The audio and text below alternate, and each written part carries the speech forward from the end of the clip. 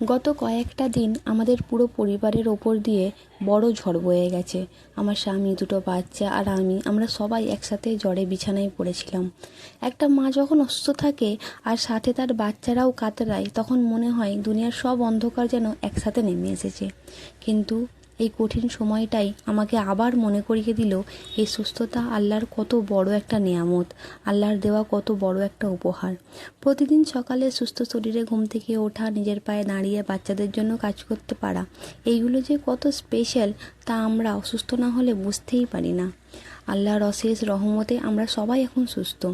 ঘরের এই কোলাহল, বাচ্চাদের দুষ্টামি যা মাঝে মাঝে আমাদের ক্লান্ত করে তোলে, আজ সেগুলোকেই পৃথিবীর সবচেয়ে সুন্দর, সবচেয়ে মধুর আওয়াজ বলে মনে হচ্ছে।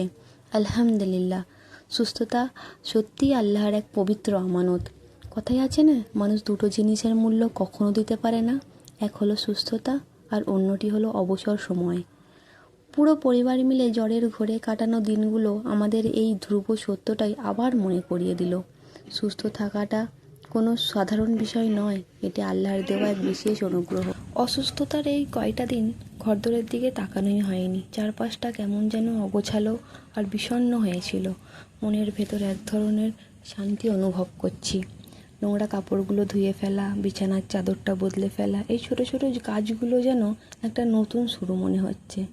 আমরা কত কিসের পিছনে ছুটি, কত কিছু নিয়ে আফসোস করি, কিন্তু দিন শেষে সুস্থ শরীরে শ্বাস নিতে পারা, পরিবারের সবাই একসাথে সুস্থভাবে বসে দুটো ভাত খেতে পারা, এর চেয়ে বড় কোনো নিয়ামত আর হতেই পারে না।